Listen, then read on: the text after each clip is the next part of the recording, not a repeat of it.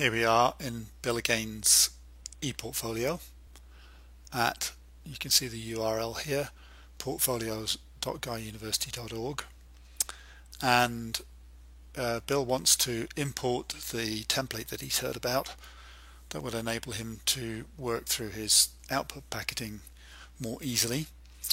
And to get that, he needs to go here to Portfolio. Here's the drop-down menu, which is a new feature of Mahara since version 1.5, which we've just upgraded to. And because he's looking for a collection, it makes sense to go down to this place where it says collections.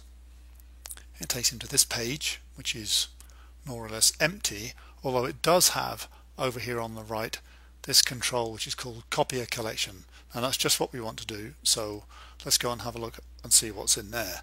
Well, actually there's quite a lot.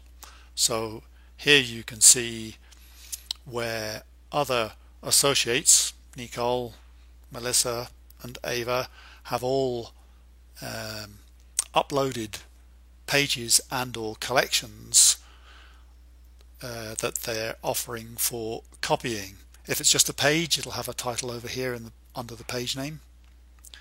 Melissa's page, for example, A Summer in the Tropics, is just a page. Okay, if it's also in a collection, it'll have a title here. So we can see that Nicole's put up collections, and so has Ava. Actually, it's none of those that we want for the minute, although of course you're very welcome to go and have a look at those at any stage. If you want to preview anything that's in this window, you can do so.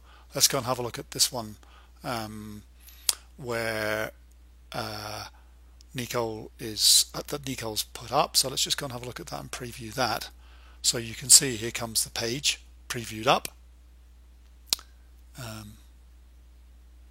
We can have a look at that, see what sorts of things are in there, and if we like the layout, for example, we could copy this page or copy this collection and use this collection to create as a template for creating our own. So there it is. That's the power of Mahara, is it allows us to swap collections in a fairly easy sort of way, really. So it's not that one that we're going to work with, though. We're going to work with one which is called OPX, where the X stands for an output of any number. So let's go find anything that's got that in the title. So here we are. There's two collections here, both by me, by Andrew at this stage, although we'll change the name in there shortly. You can see that these are sets of pages. Let's have a look and see what's in supporting evidence. We can see this is a whole collection. These are all the pages which are collected together under supporting evidence. So we could in fact go and have a look at any of these and preview these if we wanted to, but we'll not do that for the minute. What we'll do is instead download this or upload this collection into our own ePortfolio space. So Bill again is going to do that by both of these collections are the same, by the way. They've got the same title, that's how you can tell. So what he's going to do is just copy one version of it. So he's going to copy this one by hitting copy collection, and here it is. It turns up over there. You can see the little green line tells us it's copied 2 major pages, 5 blocks and 3 artifacts from, there we go, the complete output packet. So let's just go and have a look and see what came across. If we click on edit the collection pages, we see that we got these 2 primary pages, and these in turn are collections themselves. So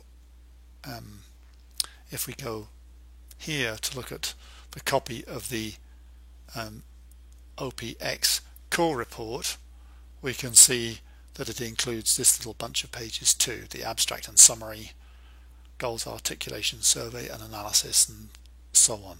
So there's a whole bundle of stuff come across for us just by clicking that one copy collection button. And meanwhile, the software has been intelligent enough to relabel this so that it belongs to Bill instead of belonging to Andrew, which is very helpful. And it's also given us this edit this page button. So Bill can go into the edit bar and can do a whole range of things from here. So he can use this little button in order to go and reconfigure the content of this particular box. You can see there's the content that was in it originally.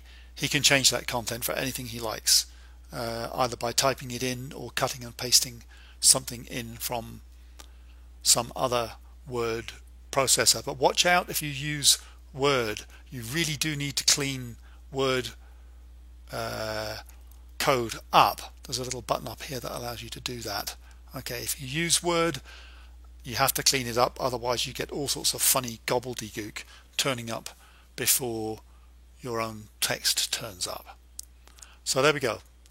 That's one way of altering this.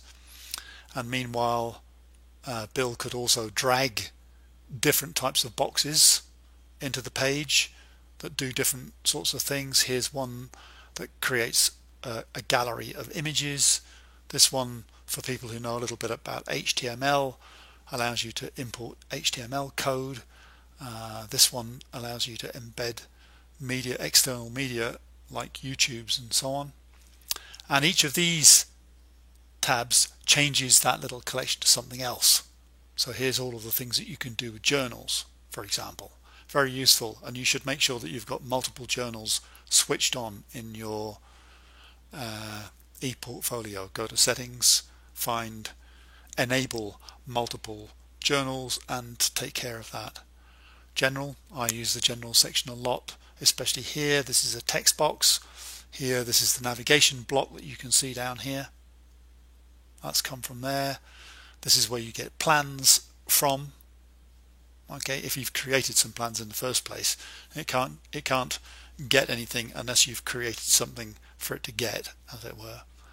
But there you go. There's a whole range of things that you can do with these pages to make them more like you'd want to make them for yourself, including coming over here. You could choose to select a theme. There's several preset themes there that you could use to change the general appearance. So you've got a lot of power to make this work just the way you want it to work. Okay, there we go. So there's the here we go. Here's the two collections that have been copied across: the core report home and the supporting evidence home, and they're both multiple page collections which are available now for Bill to write his output packet into, or at least to cut and paste his output packet material into. So that's very powerful. Pleased that you've got access to that.